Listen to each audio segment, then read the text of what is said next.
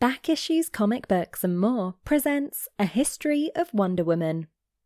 Wonder Woman is undoubtedly the most important female character in the history of comics.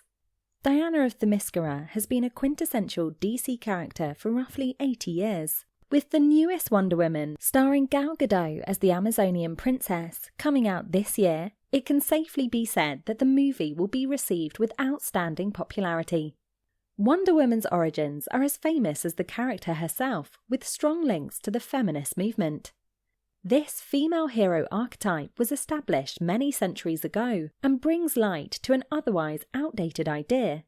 In 1940, psychologist and writer William Moulton Marston decided to create a female character that had the powers and strength of Superman while maintaining the traits that define the classic female archetype: beauty, kindness, class, and things of a similar vein. Wonder Woman's first appearance in mainstream comic books debuted in All-Star Comics number 8 in October of 1941. This issue quickly established some of the key elements that have defined Diana throughout the years. She is chosen to be the Amazons' champion, the Wonder Woman, and take American military pilot Steve Trevor back to his country. This is how Diana visits the world of men, establishes herself as a superhero, and joins the Justice Society of America in the early 40s, working as the team secretary. Her most famous weapon, the lasso of truth, was inspired by Moulton Marston's invention, the lie detector. This weapon is a testament to the character's combination of real-life elements and psychological factors into the series. We personally recommend the initial Wonder Woman run, currently being reprinted due to the upcoming movie, because it holds its own power and stance among other comics of the period. Wonder Woman was one of the few superheroes, among others such as Superman and Batman, to withstand the wave of cancellations that comic books endured during the By the 60s, legendary writer and artist Mike Sekowsky decided to revamp her character a bit by having her renounce her powers to stay in the world of man while the Amazons went to another dimension. Diana began to learn martial arts while also having espionage-based adventures that related to more earthly issues. The 70s allowed for Diana's return to once again becoming the classic Wonder Woman.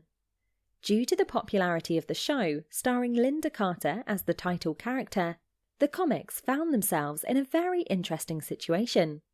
Diana would be a part of the Justice League in their book, and her solo book would be focused on events that happened during World War II, as the TV show was set during that historical event.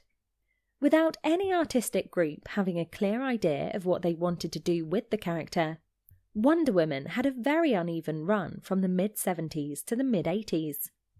Following the massive line reboot that was the Crisis on Infinite Earth maxi-series in 1985, writer and artist George Perez took over the title and rebooted the character from her origin story onwards with the first issue of the character's second volume 2.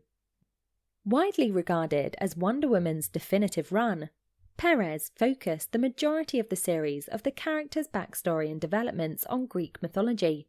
He gave Diana a much more streamlined origin, her being a product of the gods, so that she would slowly be introduced to the world of man and, of course, to the rest of the DC universe.